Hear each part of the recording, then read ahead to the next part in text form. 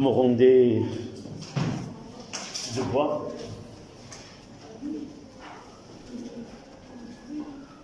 Vous écrivez vos noms et vos prénoms. Vous n'avez pas terminé? Non, tu me donnes ce que tu as su faire ou ce que le temps t'a permis de répondre.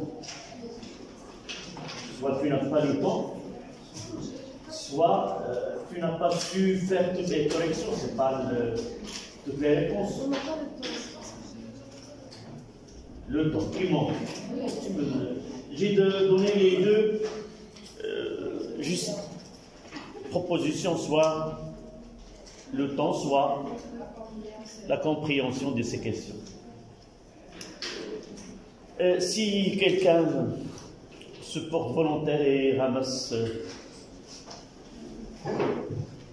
ses devoirs, n'oubliez pas vos noms.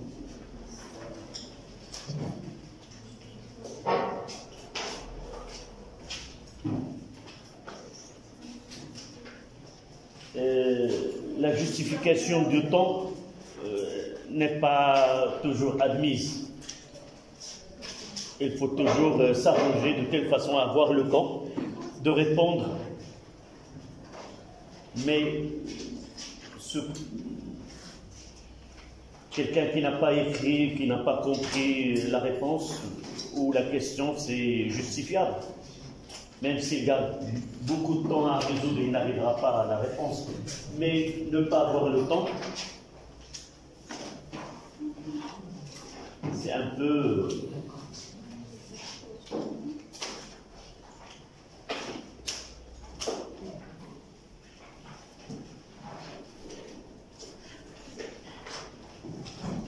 Depuis la séance où je t'ai demandé de bien écrire, et je vais vérifier ton cahier, tu n'as pas mis les pieds en classe, c'est ça? Ça fait plus que 2 séances. 2 séances. Ça, c'est 2. Ah, c'est pas grave. J'espère que tu as les bonnes raisons pour s'absenter au cours. Ça y est? Donc tu me donnes ces... On commencera par la chimie.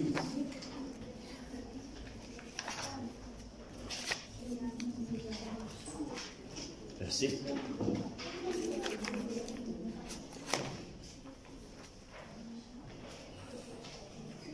D'accord?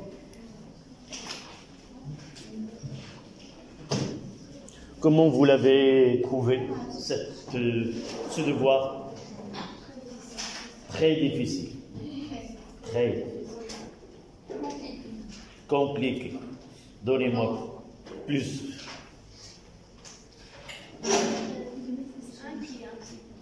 Le premier exercice, l'exercice 1, qui n'est pas... Non, le premier, elle est abordable. La chimie, elle est, comment il est? Plus difficile. Et le deuxième exercice de physique qui à la portée, ou n'est pas à la portée. Le deuxième exercice, non, le dernier exercice, oui. Difficile. Facile. C'est ça ce que je viens de dire. Le dernier, non, on parle du dernier. On verra. Il y a 2 exercices de physique. D'accord. On verra. Mais toujours lorsqu'on fait la correction, les questions apparaîtront faciles. Ça, c'est la règle de correction. Donc, on commencera par la chimie. Toujours les exercices qui traitent le suivi par conductance ou conductivité sont un peu difficiles. Mademoiselle, tu as dit que le devoir était difficile. Ça veut dire quoi? Pourquoi j'ai posé ces questions? Afin, ceux qui ont dit difficile, qui n'ont pas arrivé à répondre, ils doivent suivre attentivement et ne pas parler avec ses camarades. D'accord? C'est pour cela que j'ai posé cette question, pour que vous devez suivre attentivement et me faire arrêter là où il y a cette difficulté que vous avez remarquée. Donc, suivi de l'évolution temporelle d'une transformation chimique par conductimétrie. Ça y est, on commence. Vous avez lu l'exercice, et moi aussi. Donc on passera directement aux questions. Et là, nous avons besoin du texte. On reviendra à l'introduction de cet exercice. La première question, c'est l'exploitation des données de... Pourquoi doit-on effectuer un suivi conductimétrique de cette transformation? Oui. C'est une solution électrolytique, mais une transformation. Donc je dois faire apparaître... Il y a des ions. Question, le mot transformation, ça veut dire l'évolution. Donc je dois faire apparaître qu'il y a une évolution chimique dans laquelle sont mis en jeu des ions. Donc il doit y avoir une évolution, c'est-à-dire les ions apparaissent ou disparaissent pour qu'il y ait un changement de conductivité. Donc c'est pas dire une solution électrolytique suffit pour le traiter. Il faut que les concentrations des ions présents doivent évoluer dans le temps. Moselle, tu es... Donc, qu'est-ce qu'on doit écrire? Ils nous ont donné la réaction, ils nous ont donné l'équation qui modélise la transformation. On voit qu'il y a apparition des ions H3 ou plus et des ions Cl-. Donc, puisqu'au cours de cette transformation, il apparaît des ions H3 ou plus et des ions Cl-, donc leur concentration varie au cours du temps. Donc, on peut suivre cette transformation par conductimétrie. C'est la même chose, c'est une solution électrolytique. Oui, mais je peux utiliser le même. Je prendrai une solution de chlorure chlorure de sodium, NaCl. C'est quoi? C'est une solution, comment il est? Électrolytique. Est-ce que la conductance va varier au cours du temps? Donc il n'y aura pas de suivi dans le temps. D'accord? Donc dire une solution électrolytique, il a une conductance. Mais est-ce que cette conductance évolue dans le temps pour qu'on la suive? D'accord? Il faut que des ions apparaissent ou bien disparaissent. Obligatoirement. C'est pas tous, mais au moins un ou deux doivent évoluer dans le temps. C'est ça, le suivi. C'est une évolution dans le temps. D'accord? Oui. C'est l'apparition des ions qui nous permet à utiliser du conduction. C'est L'apparition des ions. Non, le suivi, c'est étudier une grandeur qui varie dans le temps. La première, ou la grandeur, c'est la quantité de matière, ou l'avancement X. Mais cet avancement X, nous l'avons changé, si vous voulez, soit par la concentration, soit par la pression, soit par la conductance, soit par la conductivité. Mais là, nous avons choisi le suivi par conductance, c'est parce qu'au cours de cette transformation, il y a le changement de concentration des ions. Par exemple, dans une autre réaction où il n'apparaît aucun changement de concentration ou des ions, on ne peut pas suivre par conductimétrie. D'accord? Par exemple, si je veux suivre I2 plus H2 donne 2HI, le iode avec le dihydrogène qui donne cette transformation, je ne peux pas la suivre par conductimétrie. Pourquoi? Il n'y a aucun ion. S'il s'agit de gaz, je peux les suivre par la pression. D'accord? Donc, ce qui nous donne le suivi par conductimétrie, je dois voir dans l'équation de réaction, il y a des ions, soit parmi les produits, soit parmi les réactifs, soit parmi les deux. Mais il doit y avoir un changement ou une variation de la concentration de ces ions. D'accord? Donc, dans une question par la suite, si je dois surveiller ou remarquer ce qui est écrit dans l'équation de réaction, si je vois qu'il y a des ions qui sont mis en jeu, donc je réponds. Nous pouvons suivre par conductimétrie.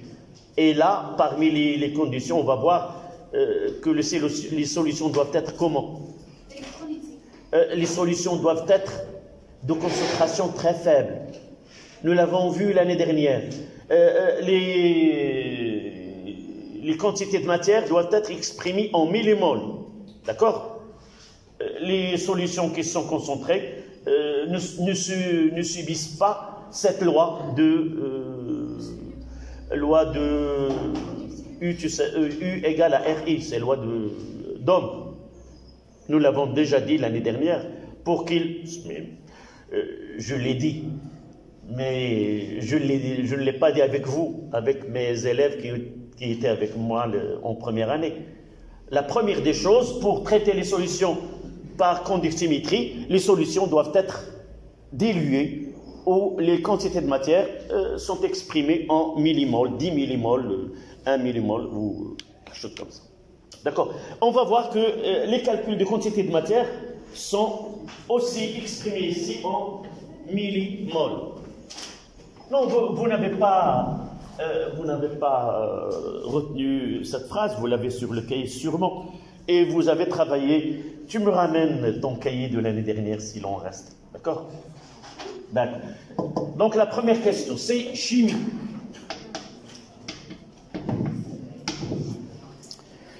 Donc, qu'est-ce qu'on écrira comme réponse à la première question? Oui? S'il vous plaît, écoutez votre camarade. Oui? On effectue un suivi conductimétrique afin de suivre l'évolution des concentrations des ions au conducteur. Oui. Mais tu as répondu à la question, qu'est-ce qu'on fait? Mais pourquoi on a opté le suivi par conductimétrie? Non. Pourquoi nous avons choisi? Parce qu'il y a une apparition des ions. Parce qu'au cours de cette transformation, des ions sont mis en jeu. Soit ils apparaissent, soit ils disparaissent. Donc vous notez.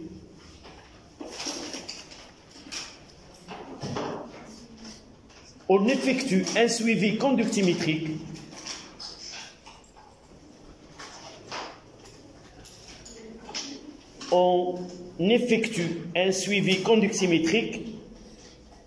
de cette transformation.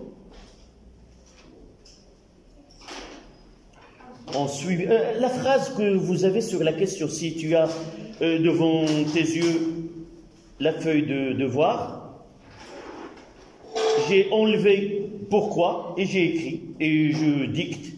On effectue un suivi conductimétrique de cette transformation car des ions H3 ou plus et Cl-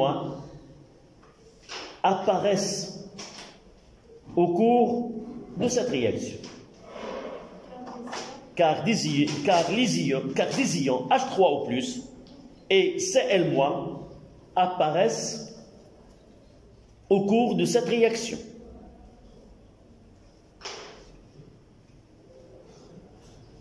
D'où j'ai utilisé cette information la dernière fois. entre parenthèses, d'après l'équation de réaction. Entre parenthèses, d'après l'équation de réaction. Au cours de cette réaction, entre parenthèses, d'après l'équation de la réaction. Je ne vais pas l'écrire parce que la deuxième question, elle me demande de dresser le tableau. D'accord? Donc, la deuxième question, là, 1 et 2, il nous demande de dresser le tableau d'avancement de la réaction. Donc, je fais RCl, qui est liquide, plus 2H2O. Il nous donne ROH, c'est un alcool, plus H3O+, plus Cl-. Et je dois dresser le tableau, vous le faites en même temps que moi.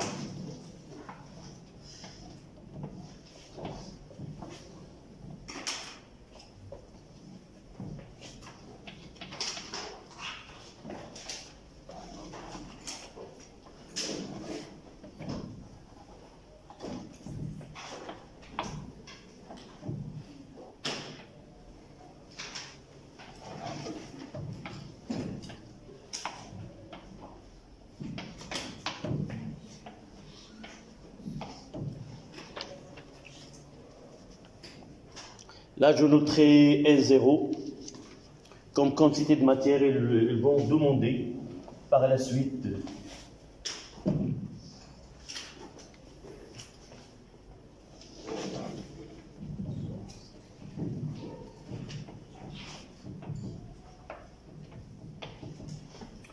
Donc là, état initial. Là, c'est état intermédiaire. Et là, c'est état final. Ou maximal, état final. Oui. On peut faire T égale à 0. Oui. T est égal à 0 à l'instant T. Et TF. Donc là, c'est N0. Là, c'est en excès.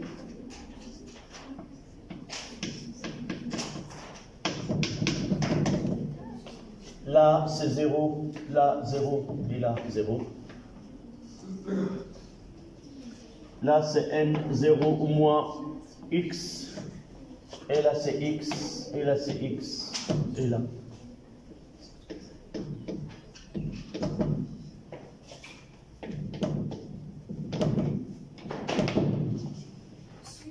Oui. Non, il y a une question. Dresser le tableau et calculer. C'est donné. Je l'ai utilisé N0 parce que c'est une donnée. C'est une donnée. Donc, celui qui va lire ma réponse, il connaît bien N0. Je ne l'ai pas inventé. Donc, par la suite, je vais mettre le procédé de calcul de N0. Je n'aurai pas la place dans ce... D'accord? Je mettrai tout à l'heure calcul de N0. Ou je mettrai au-dessous.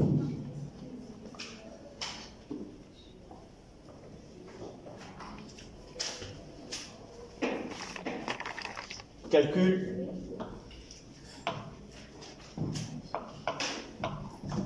de N0. Là, nous avons utilisé le chlorure d'alkyle. La réaction, on ne sait pas, est-ce qu'il est total ou Non, non? nous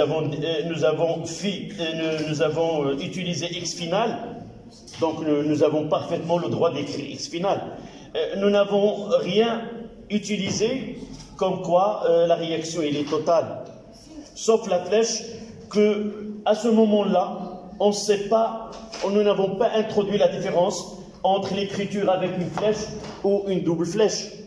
Donc lorsqu'on sait que c'est une réaction totale, on peut écrire X max. Non, ça dépend des questions demandées.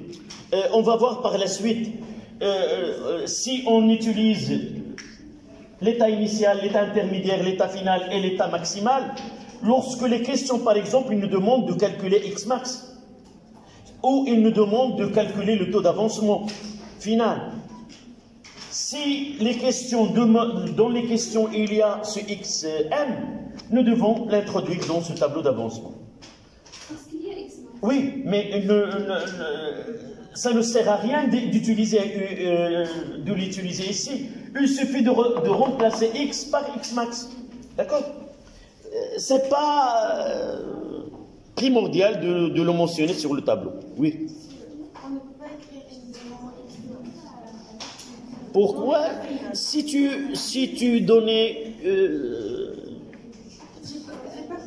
Non, je parle de la même question.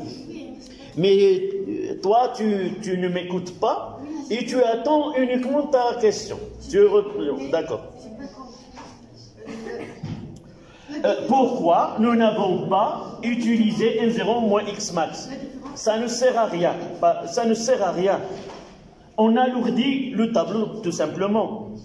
Nous sommes arrivés à un état, même je peux utiliser uniquement ces deux. N0 et un instant donné. Ils suffisent. Pourquoi? Parce que cet état est intermédiaire à n'importe quel instant. Je peux utiliser le t final et je mettrai dans mes calculs x final, et dans mes calculs qui viennent par la suite, si on me demande x max, je mettrai la xm. C'est pas quelque chose de différent de celle-ci. D'accord? Seulement, nous avons l'habitude d'écrire un tableau alourdi avec x final et x max. On est maintenant assez grand, chimiquement, pour travailler à un tableau qui est réduit. D'accord? Même, je serais d'accord si il me demande d'écrire le tableau avec ces 4 états. S'il me demande les 4 états, d'accord, je mettrai l'instant initial au cours du temps, final et max. D'accord? Ça y est? Voilà. Donc on passe au calcul du N0. Le chlorure, là, c'est le chlorure d'alkyle, c'est HCl. C'est un liquide. Donc, tous les espèces chimiques, on mettra la masse sur la masse molaire. Mais ici, nous l'avons un liquide. C'est ρ fois V sur grand M. Et je remplace ces valeurs-là, s'il vous plaît, un peu de silence. Tu as dit que la chimie elle est difficile. La difficulté n'a pas encore... c'est pas dans les premières questions. Donc, c'est justifiable de parler. Donc, c'est 0,85, je pense... 0,85 fois 1 fois... oui, c'est en grammes sur le centimètre cube ou le millilitre sur 9,6. Et ça donne combien? 9,10. 9,17.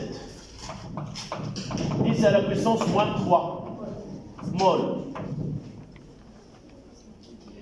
Et regardez là, la quantité de matière elle est exprimée en millimoles. C'est 9,17 millimoles. Et c'est conforme avec l'étude par conductimétrie. D'accord?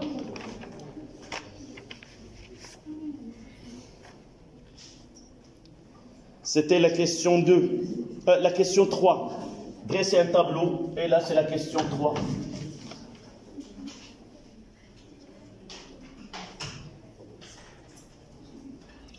Et en déduire l'avancement. Donc on notera N0 moins XM est égal à 0. Donc XM, ça sera 9,17, 10 à la puissance moins 3 mol.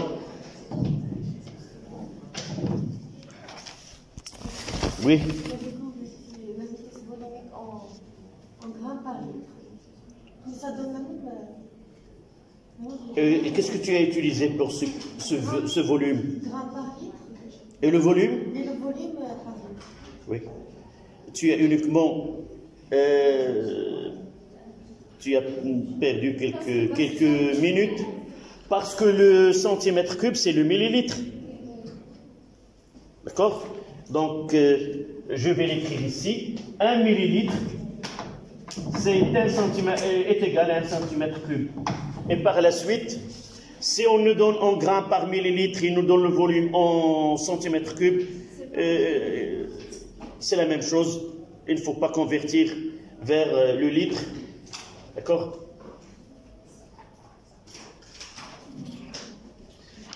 Ça, c'est la question 3. La question 4. Donner l'expression.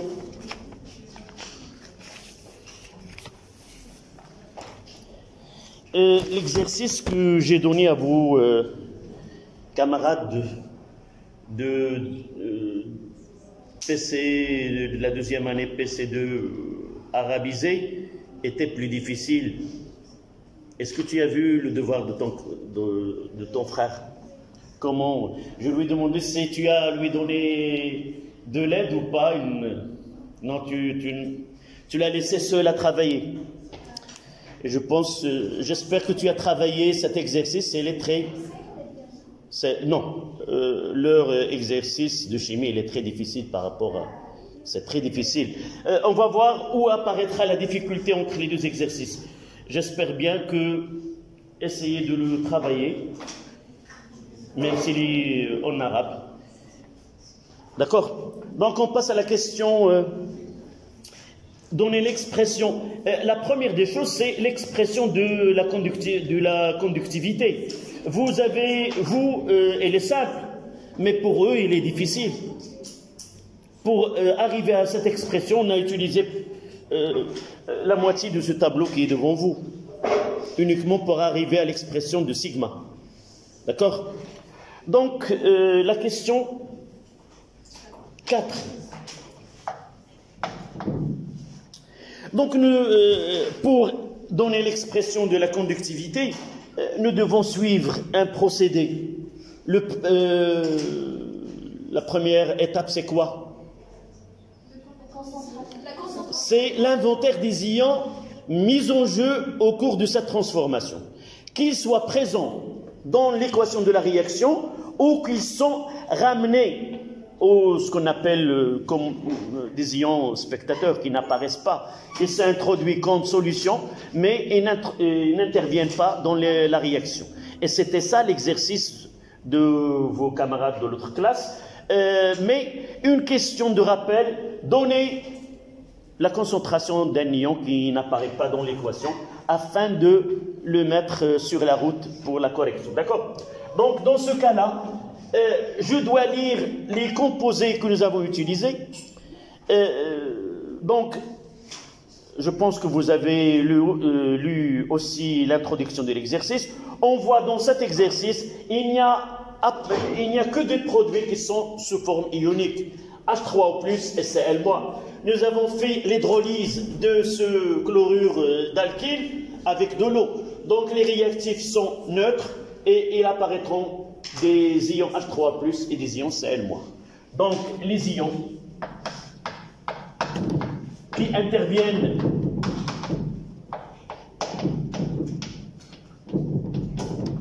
dans cette transformation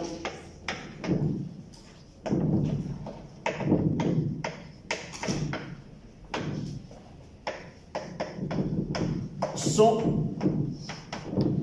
H3O+, et Cl-.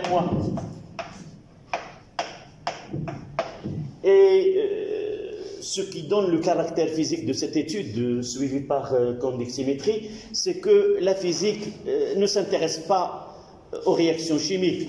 Il fait intervenir tous les ions qu'ils réagissent ou non. C'est pour cela qu'on doit passer par cette étape-là. Donc, sigma, à l'instant T, c'est lambda H3O+, fois la concentration de H3O+, plus lambda de Cl-, fois la concentration de Cl-. À un instant T. Évidemment, aussi, on doit le comprendre. même si on n'écrit pas. Parce que c'est l'outil du suivi, c'est la conductivité. Et par la suite, la conductivité de la solution à chaque instant, c'est lambda fois la concentration de H3 plus à cet instant, plus ainsi de suite. D'accord? Même si on n'écrit pas, ça se comprend qu'il s'agit à une valeur à un instant T donné. Je peux remplacer par 0, 0, 0, un instant, n'importe lequel. D'accord? Et j'ai pas complété. En fonction du X. Donc, d'après le tableau, oui, d'après le tableau d'avancement, nous avons X, la concentration de H3O+, est égale à X sur V, et la concentration de Cl- aussi est égale à X sur V. En remplaçant, ça donne... D'accord. Et sigma, c'est lambda H3O+, plus lambda de Cl-, le tout fois X sur V, où V, c'est le volume de la solution utilisée. Jusqu'à maintenant, il n'y a pas, à mon avis, il n'y a pas de difficulté. Et combien de points ils sont mis en jeu à ce stade-là? C'est pas de... Non. Il n'y a pas de...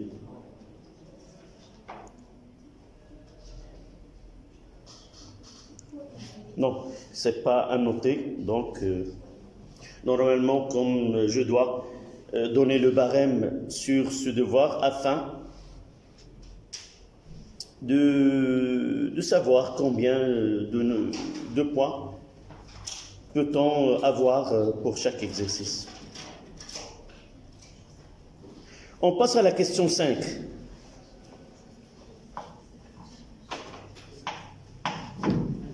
Qu'est-ce que nous demande? Montrer que l'avancement de la réaction X s'écrit. Il nous donne l'expression qu'on doit établir. Oui. Est-ce que ça nous donne uniquement, je dois écrire sigma est égal à lambda, si j'écris max, c'est lambda H3O plus lambda de Cl- fois xm sur V. Et là, c'est la relation 2, et là, c'est la relation 1. Donc, on mettra 1 sur 2. 1 sur 2, et ça donne ce sigma sur sigma max. Soit je fais une simplification et je donne l'équation. Là, elles vont se simplifier, ainsi que le volume. Il ne reste que x sur x max. Et je remettrai la relation selon ce qu'on m'a demandé. Donc, x de t, c'est x max sur sigma max fois sigma de t. Donc, c'est une relation entre x et c'est une relation... comment ils sont? Ils sont proportionnels.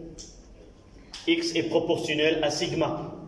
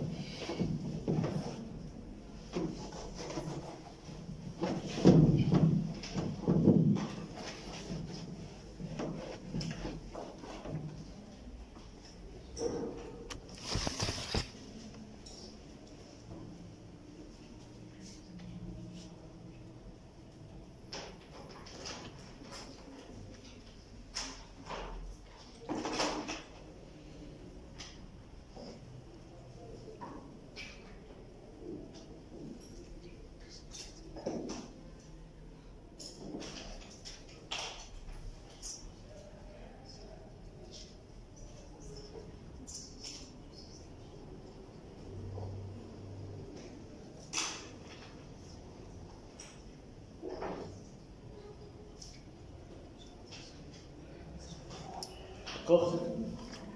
Ça y est, on passe à la question 6.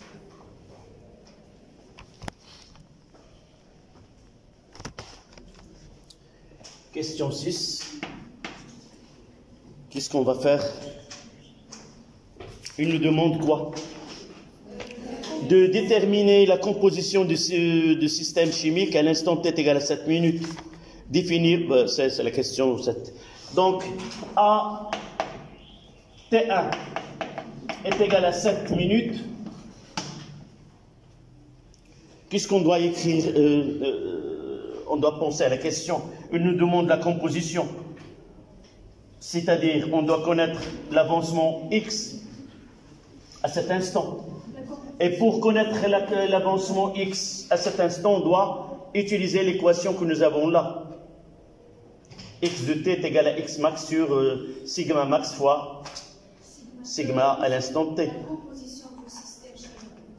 C'est-à-dire, non, la composition, normalement, en mol. C'est-à-dire de quoi? À cet instant, quelle est la quantité de matière de RCl, la quantité de matière de ROH et la quantité de matière de H3O+, et de Cl-. Généralement, une composition, elle doit être en mol. Elle doit être écrite. Parfois, on peut déterminer la composition en concentration. On détermine la concentration de chaque espèce. Donc, là, la question n'est pas très précise. Déterminer la composition du mélange réactionnel en mol à l'instant t est égal à 7 minutes. D'accord?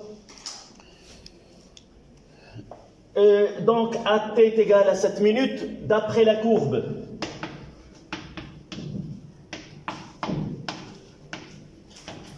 Vous lisez sigma 1. C'est 7. Tous, vous êtes d'accord avec 7?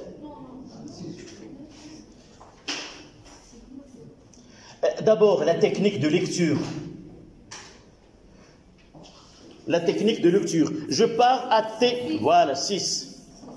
Comment tu as déterminé qu'il s'agit de 6? Entre 5 et 10, combien de sous-divisions? Toujours il faut 5.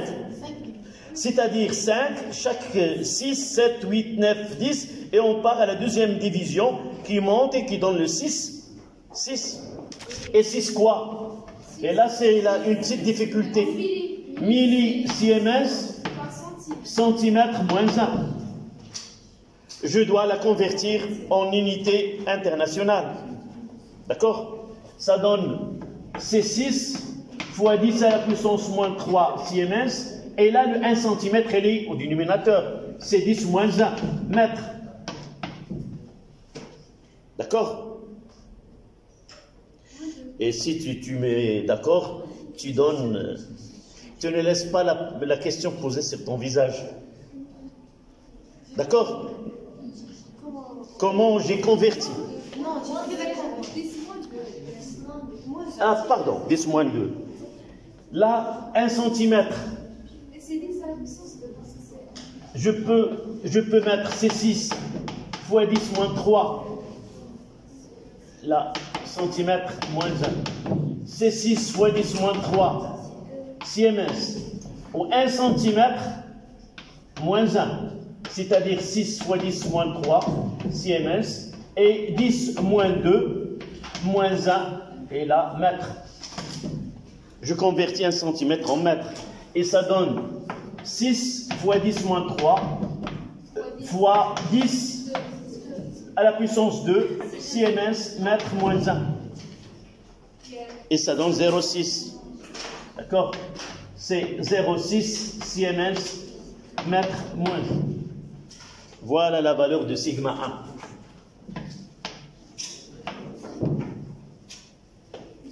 Oui?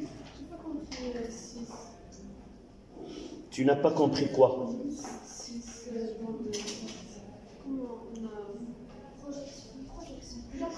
7. Je viens d'expliquer. Tu es très proche à moi. C'est-à-dire, tu dois le mieux entendre ce que je dis. Tu prends la feuille là. tu pars à 5. On cherche T1, c'est 7 minutes.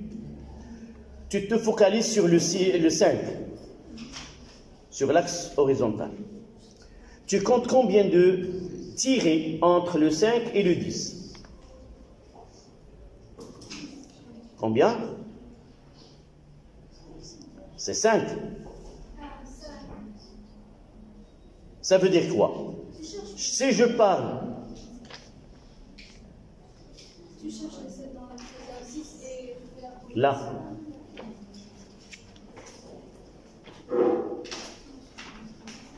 Voici le 5. Et les subdivisions, c'est tiré-là. 1, 2, combien? C'est 5. Donc 5 plus 5, ça donne 10. Pour avoir le 7, c'est le deuxième tiré-là. Et je remonte à la courbe, là. Et je passe à l'axe de sigma. Et ça donne combien? C'est 6. D'accord? Voilà. Ça, c'est la question.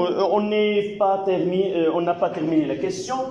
Donc, x1, c'est égal à quoi? X max, nous l'avons déjà calculé. C'est 9,17 fois 10 moins 3. Sur le sigma maximal, comment sigma max, vous la lisez? C'est 8. Vous suivez, vous? Oui. Tous les deux?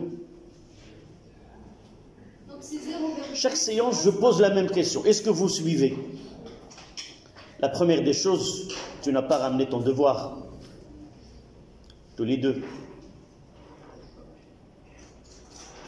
Vous étiez absents. Mais les devoirs, ta copine les a distribués à une séance qui n'est pas de physique. C'était un lundi ou un mardi. Un lundi. D'accord. Donc, sigma max, c'est combien sur le schéma? Le 8, regardez 6. Voilà. Le 6 a été converti en valeur, en unité internationale 0,6. Donc, il sera 0,8 Siemens mètre moins 1. Pour faciliter les calculs. Donc, sur 0,8 fois 0,6. Et ça donne. C'est combien?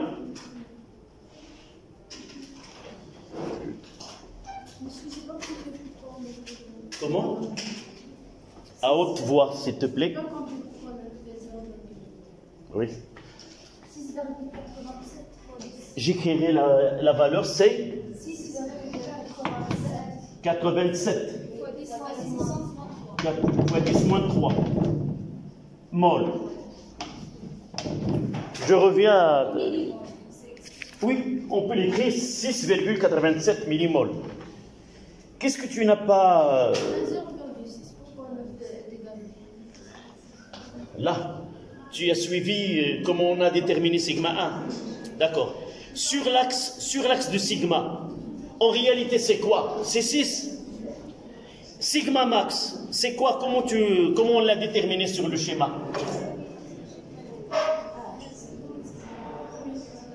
Ce palier-là, on fait la projection, on cherche l'asymptote à la courbe, ça donne 8.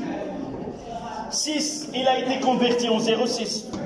6 converti en 0,6. Et 8, il sera converti en 0,8. Donc, on fera la suite de devoirs après la récréation. On reprend.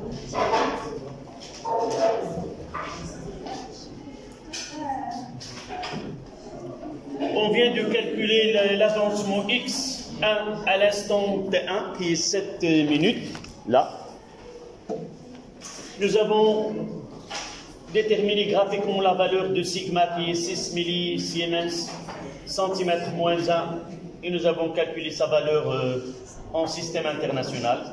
Dans la relation qui donne l'avancement en fonction de x max et de sigma max et de sigma, nous avons déterminé qu'il s'agit de 6,87 millimoles.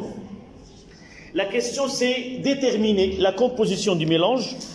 Il vaut mieux j'ai, entre les deux séances, en récréation, j'ai jeté un coup d'œil sur vos feuilles et je trouvais que la chimie était la vedette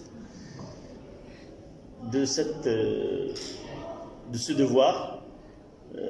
Les questions, ils n'ont pas dépassé les 3 premières questions.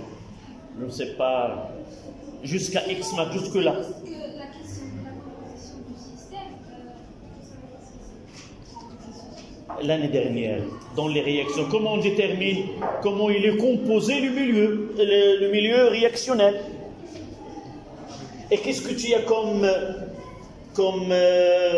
grandeur avec lequel on suit? Avec X. Donc la quantité de matière. C'est pas grave. Mais là, après, tu as déterminé la vitesse. C'est une question qui est indépendante, généralement. D'accord? C'est pas grave. C'est le premier devoir libre. Donc c'est là où on va mettre le train sur les rails et connaître comment doit-on traiter. D'accord. Donc la composition, c'est la quantité de matière. Je tâcherai à écrire sans ambiguïté, déterminer la composition en mol de mélange réactionnel. C'est-à-dire là, il n'a pas été écrit, mais généralement, il doit être compris comme question de déterminer la quantité de matière. D'accord? Donc, pour les réponses des questions de cette façon, il suffit de faire le calcul pour un seul. Ce n'est pas la peine de mettre 1 sur A1 est égal, 1 sur A2, 1 sur A3, et je remplis la feuille. Lorsque j'ai plusieurs calculs à faire qui se répètent, je donne un exemple. S'il te plaît, arrête de parler. Tu as fait ce trajet dès 8h30 jusqu'à uniquement pour parler en classe.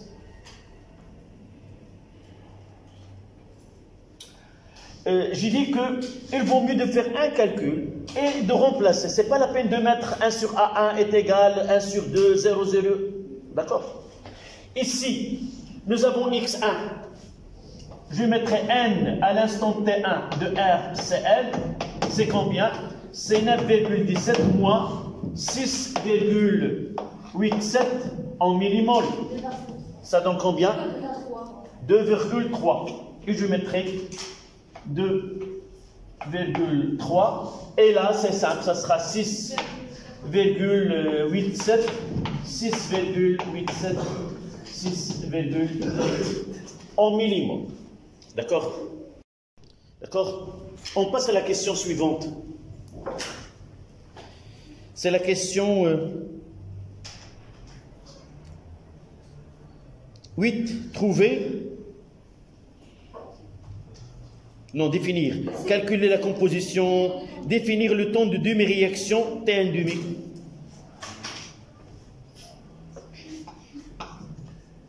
Temps de demi-réaction.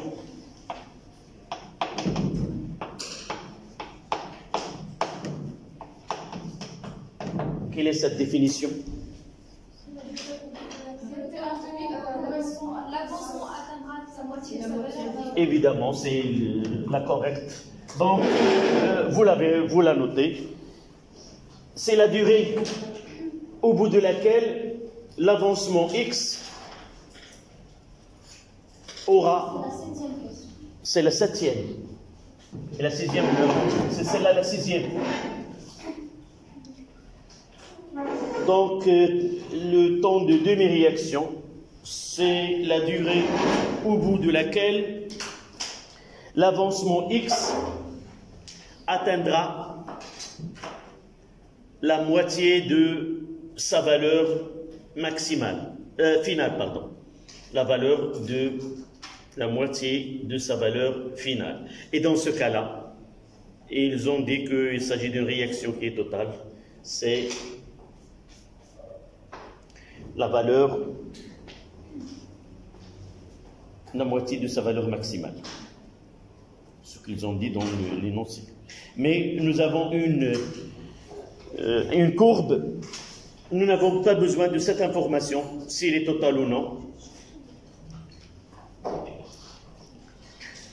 Donc on va écrire la moitié de sa valeur maximale. Non, dans cet exercice, on mettra sa valeur finale. C'est la définition qui est originale, si vous voulez.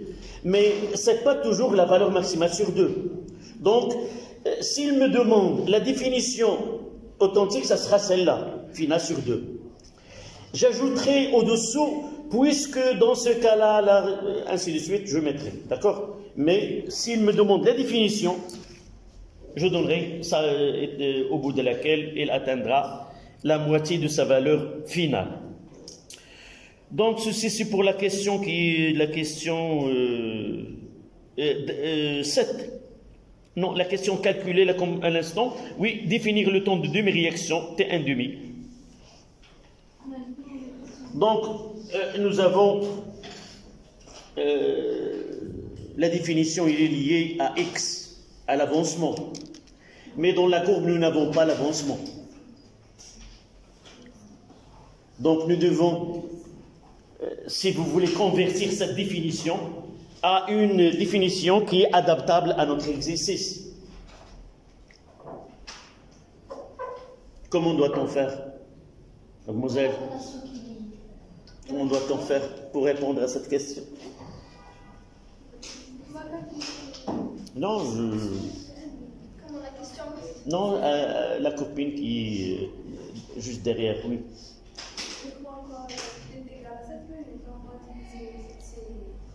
Non, pourquoi ils nous ont demandé de définir le temps de demi-réaction? Pour savoir qu'il est lié à l'avancement X. Mais la courbe que nous avons là, ce n'est pas en X pour prendre la moitié de sa valeur finale. Oui? Donc on a la relation. On commence par on doit chercher l'équivalent de ces X final sur 2. D'accord? Donc on doit partir de... là, c'est la question 8. Définir... Ah, c'est pas définir. Déterminer graphiquement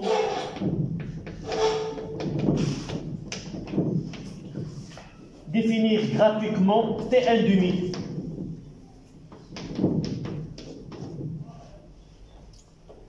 Donc nous avons la relation x de t qui est égale à x max sur sigma max fois sigma de t.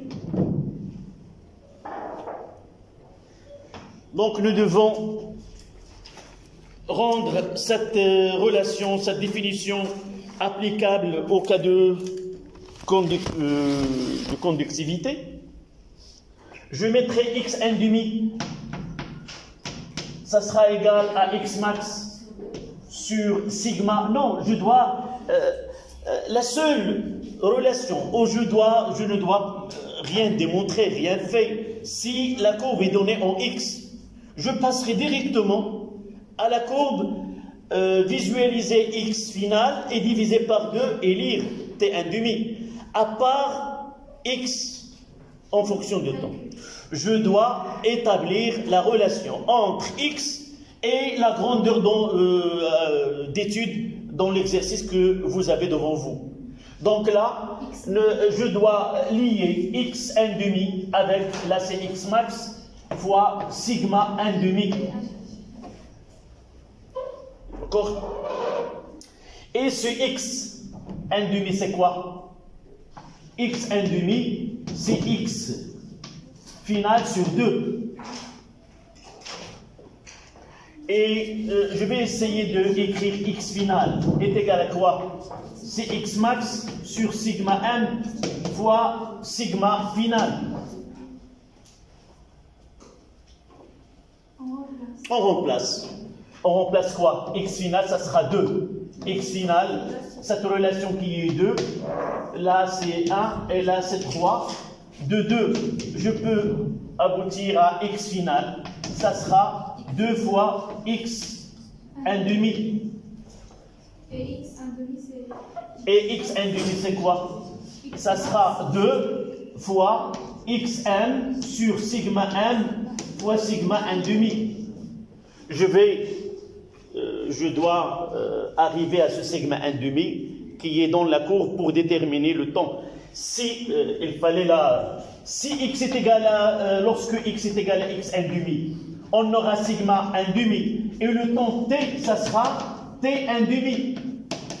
Donc le temps qui correspond à sigma 1 demi, ça sera t 1 demi. Donc en cherchant sigma 1 demi, par la courbe, je vais déterminer t 1 demi. C'est ça ce passage. La question est un peu difficile à traiter. Donc la première... Non, mais j'ai pas terminé. Je continue là. Je dois continuer à là. Donc, x 1 demi, x final, ça sera donc x max sur sigma max, sigma final est égal à 2x max sur sigma max fois sigma 1 demi. On simplifie et on aura que x sigma 1 demi, ça sera quoi? Sigma final sur 2. Et je ne dois jamais prendre la grandeur qui est d'étude en fonction de temps à la moitié. Je dois aboutir à la relation. Comme j'ai dit, l'exercice de vos camarades de l'autre classe, ils n'auront pas le droit d'écrire cette relation-là. Ce n'est pas une relation qui est entre x et sigma et une proportionnalité. Ce n'est pas une fonction qui est x est égal à a fois sigma. D'accord? Et là, c'est fini maintenant. On passera à la courbe. On doit définir sigma 1 demi à partir de sigma final. Je ferai le schéma. Vous pose... C'est 8 sur 4. Combien? Oui, c'est 0,8. Ça sera uniquement 4. Je lis, c'est pas la peine de convertir. 8 sur 2, c'est 4. Et je lirai l'instant qui correspond à 4 millisiemens centimètres moins 1. Donc, voilà. Ça y est, vous avez pris ce tableau? Là.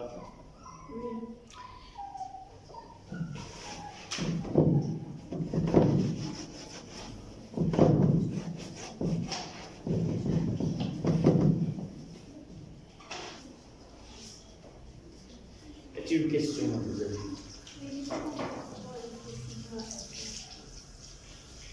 C'est toute une histoire.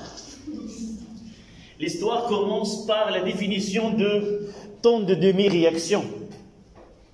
Le temps de demi-réaction, il est lié à x 1 demi. C'est-à-dire, c'est qu'une notation. L'avancement qui correspond au temps 1 demi, on le note x 1 demi. Lorsque x était... Donc, le problème vient de quoi? Vient que la courbe qu'on utilise n'est pas en fonction de x, c'est pas x est égal à f de t. Nous avons sigma. Donc cette définition qu'ils nous ont donnée ou qu'ils nous ont rappelée pour ne pas faire d'erreur, ils nous ont demandé de définir le temps de demi-réaction et il est lié à x final sur 2. Donc, c'est là où commence l'histoire. Chercher t 1 demi, c'est chercher quoi? X final sur 2. Chercher x final sur 2 revient à chercher quoi? Sigma final sur 2. Chercher final sigma sur 2, c'est avoir la relation que relie x avec sigma. Donc nous avons utilisé que x 1 demi, ça sera x max sur sigma max fois sigma 1 demi. Nous revenons à la définition de x 1 demi qui est le temps de demi-réaction, c'est x final sur 2. Et j'ai remplacé x final, ça sera 2, voilà. X final, si je reviens à celle-là, x final c'est là, x final, x max et ainsi de suite. Donc cette relation 2, je dois passer à x 1,5 pour connaître sigma 1,5. Donc la relation 2, ça donne que x final là, x final, est égal à 2 fois quoi? X 1,5. X 1,5 il est là. J'ai remplacé x 1,5 par sa valeur x max là. Et j'ai simplifié par x max, par sigma max. Il ne reste quoi? Que sigma final est égal à 2 fois sigma 1,5. Ça veut dire que sigma 1,5 n'est égal que sigma final sur 2.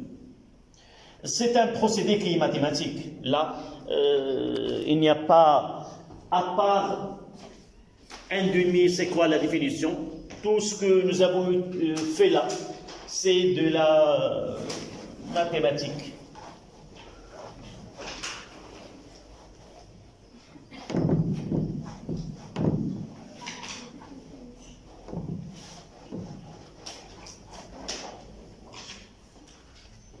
Ça, c'est la question 8. Trouver. Uniquement, nous avons donc, j'écris là, graphiquement.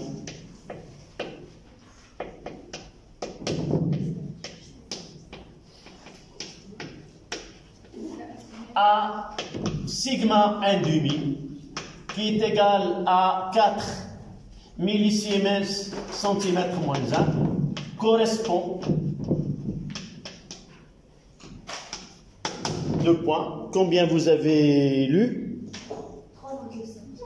C'est 3,5. 1, 2, 3,5. À peu près, c'est 1,5, 3,5 minutes.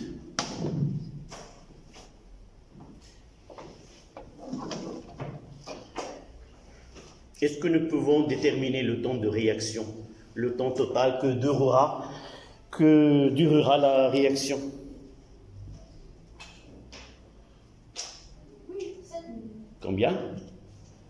7 minutes. Non, D'après quelle loi? non, le temps de demi-réaction, c'est pas la moitié. Oui. Pourquoi? C'est juste la moitié, il correspond à la moitié de la sigma.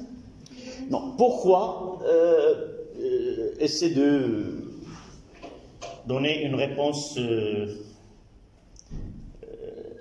appuyée par des lois ou des règles?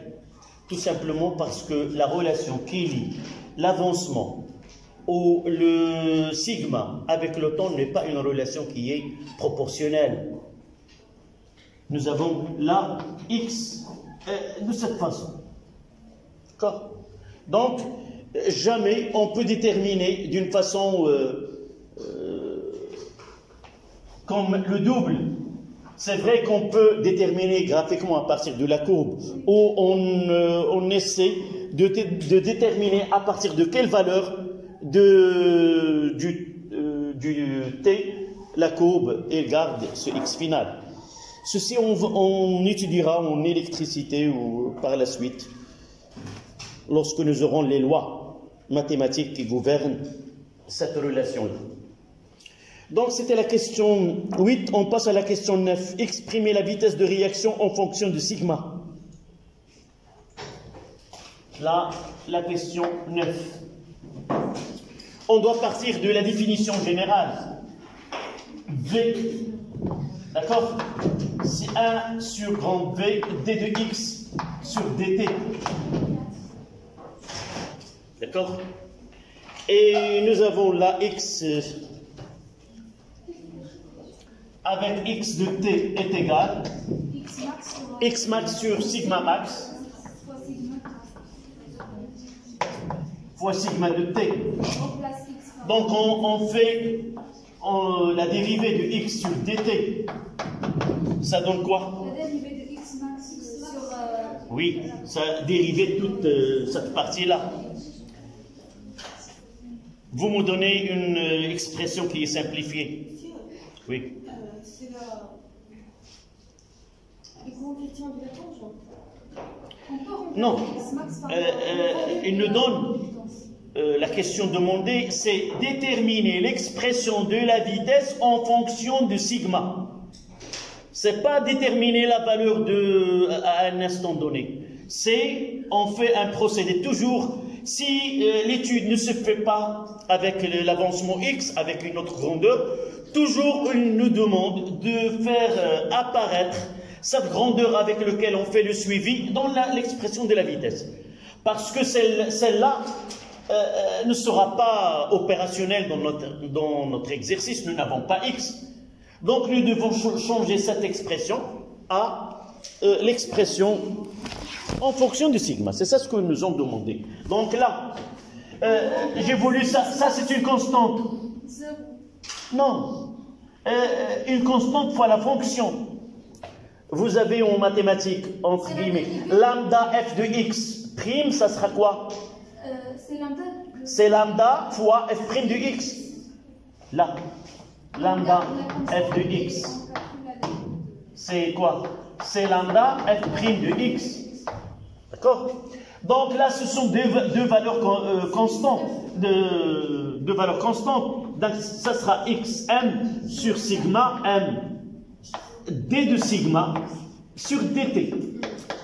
Ta réponse sera juste si j'ai une constante plus la fonction. C'est lambda plus f de x, la prime. Voilà.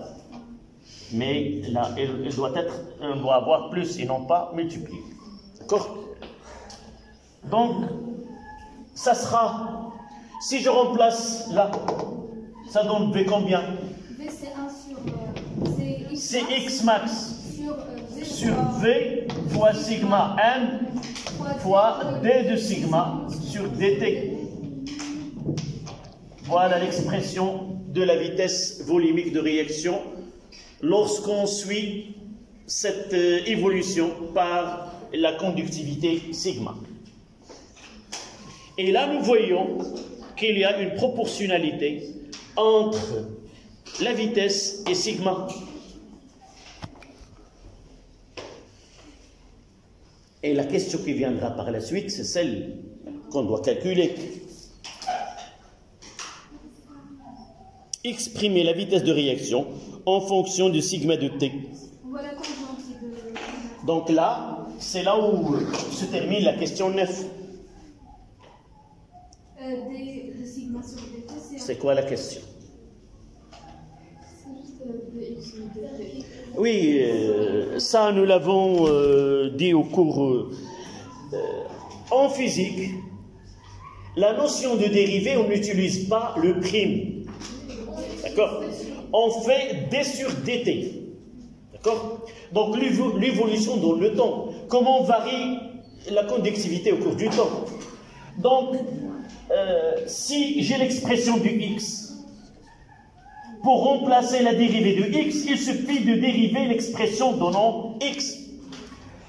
D'où vient? Là, nous l'avons déjà montré cette relation. Que x est égal à x max sur sigma fois sigma de t. Toujours la dérivée, elle entre sur la grandeur qui varie au cours du temps. Si cette valeur qui varie au cours du temps est multipliée par une constante, je fais sortir la constante et je dérive, je dois multiplier cette constante par la dérivée. C'est ça ce que j'ai fait ici. J'écris x max sur sigma et je fais entrer la dérivée sur sigma. Si dans l'expression du x, il y a sigma plus une constante, cette constante, sa dérivée sera nulle. D'accord? Donc on passe à la question 10. Oui. Donc là, 9, la question 10. V à l'instant T1 est égal à quoi?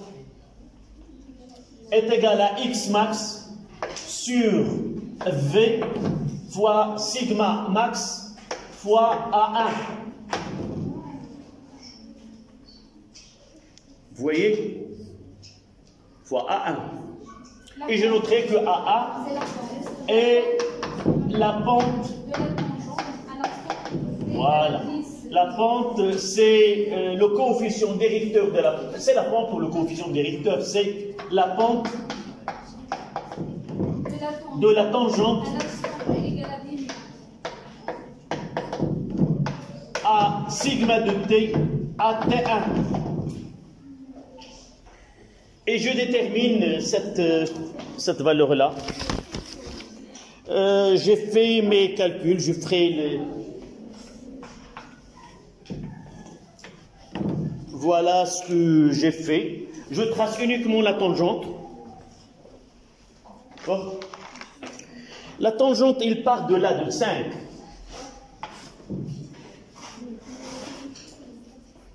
Là, c'est sigma. Et là, c'est le temps. Là, c'est 5. Et j'ai choisi 15.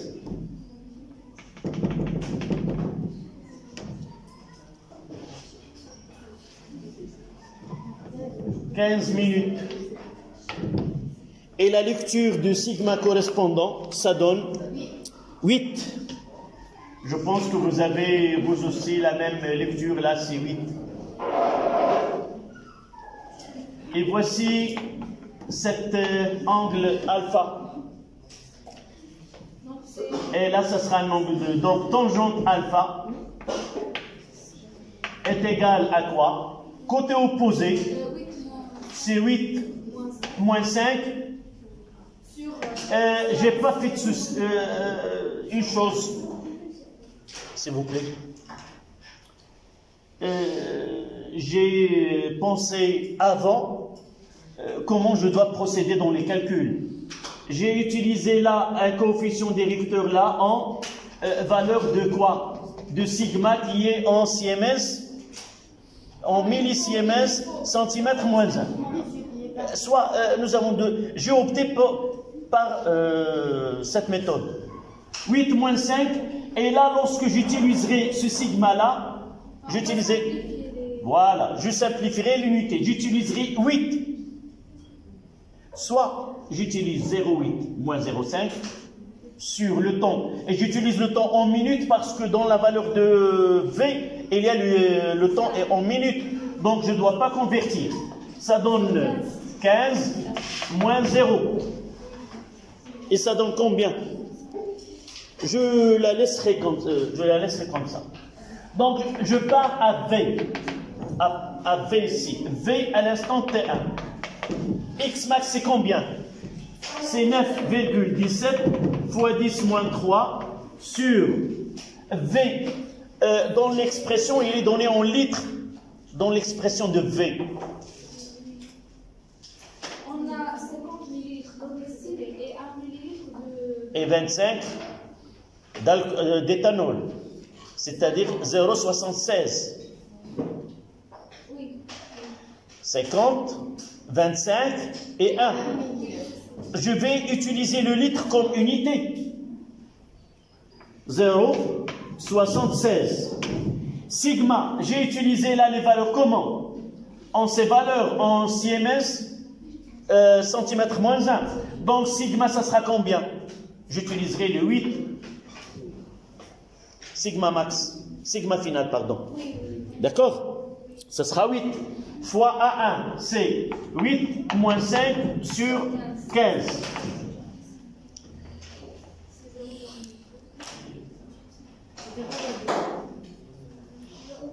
Combien? 0, c'est A. C'est A1, il est là. Non, je fais les calculs. Tout ça donne, ce que je trouvais, c'est 3,01. 10 à la puissance moins 4.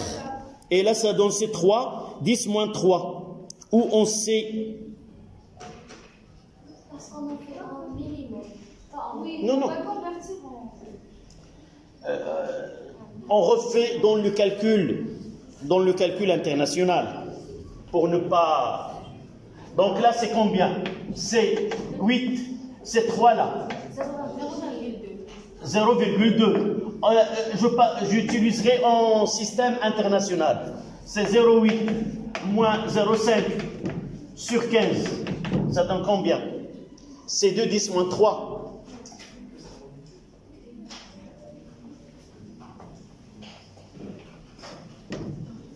Tangente alpha. C'est 2, 10 moins 3. Donc AA est égal à 2, 10 moins 3. 10 moins 2. 10 moins 2. Voilà AA. Je retourne à V1. X max c'est 9,17. 10 moins 3. Et sigma max, ça sera combien? C'est 0,8. En unité CMS, mètre moins 1. Fois V. Je garderai le litre. Où c'est 0,76. Non, en litres. Parce que, pourquoi? Parce que je vais utiliser A. Quelle est l'unité de A là? C'est le Siemens, mètre moins 1, minute moins 1. Comment? Le volume, c'est en millilitres. Non, suivez-moi d'abord. A, quelle est l'unité de A? C'est le Siemens, mètre moins 1, minute moins 1. Et là, c'est le mol. Le 0,8, c'est quoi? Quelle est l'unité de c'est Siemens? Non. Siemens, mètre moins 1. Siemens, mètre moins 1, Siemens, mètre moins 1 se simplifie. Donc, qu'est-ce qu'il va rester? Là, en mol. Mais c'est pas en minutes, toi, c'est pas en litres. Dans l'unité qu'ils nous ont donnée. En litres. Non. Pardon. Mol, litre, moins 1. Relis la vitesse qu'ils nous ont donnée. C'est en litres. 76. Donc 0,08. Voilà. Maintenant, on est d'accord. Et je dois multiplier par ce 2, 10 moins 2. Et ça sera l'unité quoi? Mol, litre moins 1, minute moins 1. Vous me donnez cette valeur-là. C'est juste, c'est la même valeur. C'est 3,01, 10 à la puissance moins 3, mol, litre moins 1, minute moins 1. Enfin.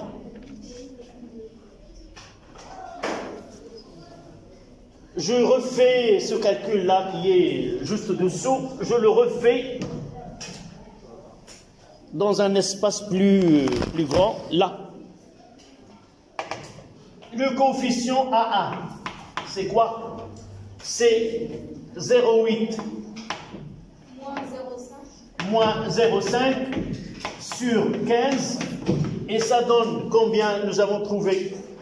C'est 2, 10 moins 2, Siemens, mètre moins 1, minute moins 1, pour ne pas se tromper. D'accord? Vous suivez s'il vous plaît. Et par la suite, vous pouvez discuter. Voilà A1. Donc on part à V1. C'est quoi? C'est X max qui est 9,17, 10 moins 3, sur le volume 50, 25 et 1, ça donne 0,076 litres. Sigma, c'est combien? C'est 0,8 Siemens, mètre moins 1. Et A, c'est 2, 10 moins 2 Siemens, mètre moins 1, minute moins 1. Et là, je simplifie. Siemens, mètre moins 1, Siemens, mètre moins 1. Il ne reste que les valeurs là. C'est 9,17 fois 10 moins 3 fois 2, 10 moins 2 sur 0,076 fois 0,8 et l'unité ça sera en mol, litre moins 1, minute moins 1. Et cette valeur-là, nous l'avons, c'est celle qui est donnée dans l'exercice, c'est 3,010 moins 3, unité mol, litre moins 1, minute moins 1. Voilà.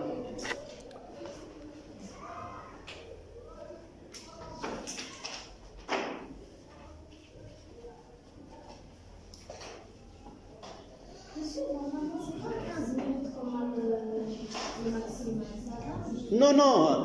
Lorsqu'on passe à la tangente, on oublie la courbe. Lorsqu'on passe à la tangente, là, le coefficient, je m'intéresse à la droite. Là. Voilà le 5 et voilà. Même je peux choisir un point là. C'est exact. J'ai de la chance que la courbe passe par ce point qui l'orbite est 15. Et il faut différencier le choix entre des points qui appartiennent à la courbe. Les points qui appartiennent à la courbe doivent être utilisés quand il me demande de déterminer la conductivité à l'instant T ou X. Mais avec une tangente, je dois utiliser tous les points qui appartiennent à cette tangente, qu'ils soient communs avec la courbe ou non. Ce n'est pas obligatoire d'utiliser des points communs entre la tangente et la courbe. S'il est simple, oui. Donc c'était l'avant-dernière question.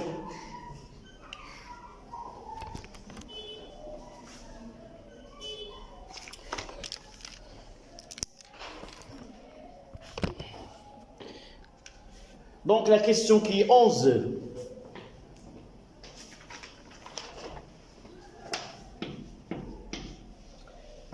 Nous avons ici, je reproduis la courbe sigma en fonction du temps. Et là, ça sera x final qui est égal à 8. Ici en millisiemens centimètres moins 1. Normalement, je dois faire sur, si dans un contrôle continu, on demande cette question, je dois refaire ce schéma sur celle qui était donnée et je la rendrai avec ma feuille de réponse. Donc, si cette courbe elle est là,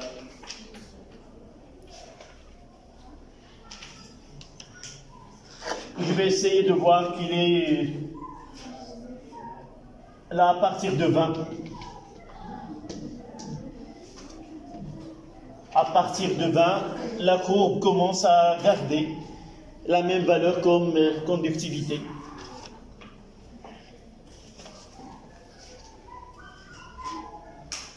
D'accord?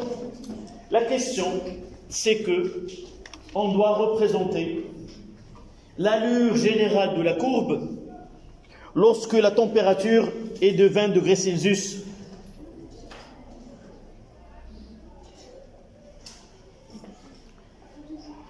Donc, cette question est mise en jeu quoi? Le facteur cinétique et la température. Plus la température augmente, plus la vitesse de réaction augmente aussi, plus on atteindra la valeur finale à un temps qui est plus petit. Là, soit qualitativement, là, je mettrai 40 degrés Celsius là. Pour celle qui est en bleu, pour une température de 40 degrés Celsius. Là, on réduit de moitié. C'est à 20 degrés. Donc, on aura quoi? Une vitesse, comment il est? Inférieure à celle, donc il se déroulera avec un temps, un demi-temps qui est plus petit. Même, si j'ai le temps et l'aptitude de répondre à cette façon, de cette façon-là, je mettrai, là c'est combien? T1 demi, qui est égal à 3,5 minutes. Et plus la vitesse augmente, le temps de demi-réaction, comment il est? Oui. Plus la vitesse augmente, plus le temps de demi-réaction diminue. Plus la vitesse augmente, j'ai dit. Là, on a une vitesse qui est pour... Je vais essayer de cette façon-là. Et si je cherche, là c'était un demi pour 40 degrés. Ça, c'est pas demandé. Je dois uniquement faire ce schéma-là. Mais l'essentiel, c'est que les deux courbes auront le même sigma final. Pour celle-là, voilà, là c'est sigma final sur 2. Et là, je mettrai T1,5 pour 20 degrés Celsius. D'accord? Donc T1,5, il est supérieur à T1,5 à 40 degrés Celsius. On garde la même état final, le même état final, et met le temps de demi pour le 40, là c'est 20 degrés Celsius.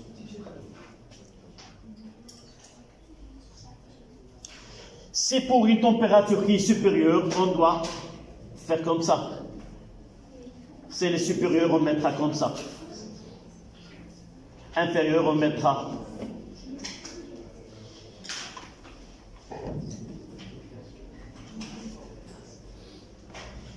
Dans certains cas, nous ne pouvons pas voir cette asymptote-là. Peut-être on aura plus loin.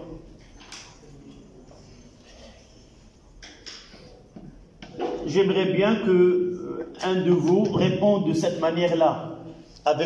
Il raisonne avec le temps de demi-réaction. Si vous répondez de cette façon, ça veut dire que vous avez bien compris vraiment un facteur cinétique. Donc c'est ça la chimie. C'est un exercice qui la difficulté est croissante. Et toujours nous avons cette façon de traiter les dernières questions sont celles qui demandent plus d'efforts. Oui. Qu'est-ce que tu n'as pas bien compris? Montre-moi. Tu me dis, là je suis là, et là, c'est quoi? Qu'est-ce que tu n'as pas compris dans la dernière question? Quelle est la question d'abord? Non, quelle est la question? Nous devons connaître la question pour... Il nous demande de représenter cette courbe, la variation de sigma en fonction de temps, en prenant comme référence celle qui est en bleu. Celle qui est en bleu donnée, elle correspond à une température de 40 degrés Celsius. Il nous demande de faire une allure, c'est pas avec des valeurs exactes, une allure pour la même étude, mais avec une température de 20 degrés Celsius. Une fois qu'on pose cette question, je dois revenir à mon cours. En changeant la température, je dois faire appel que la température est un facteur qui est cinétique, d'accord? S'il est un facteur cinétique, c'est que la vitesse, soit il augmentera avec l'augmentation de cette température, soit il diminuera. Dans ce cas-là, nous avons 20.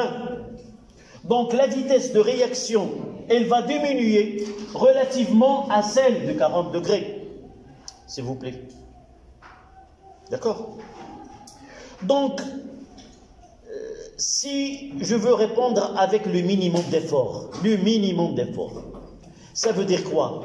Je dois atteindre l'état final en retard par rapport à celle-là. La réaction mettra plus de temps à atteindre l'état final. Donc, je mettrai uniquement, je n'atteins pas ce palier-là, l'asymptote-là, derrière celle-là. Donc, si ils sont asymptotiques là, je dois avoir un écart entre les deux. Voici l'écart entre les deux. Cet écart est créé par la différence de température. Si je veux perfectionner ma réponse, si je veux dire à mon prof que j'ai très bien compris le facteur cinétique, si je dis que la vitesse diminue, ça veut dire que le temps de demi-réaction, plus la vitesse est basse, plus le temps de demi-réaction est grand. Donc je mettrai A sur X final sur 2 et je prolongerai là ou ici et je tracerai la courbe tout simplement. D'accord? La deuxième méthode, c'est plus perfectionné, ça veut dire c'est le maximum de compréhension de l'effet d'un facteur cinétique. Est-ce qu'il y a une question concernant cet exercice? Ou concernant la chimie? Parce que nous la retrouvons qu'en devoir...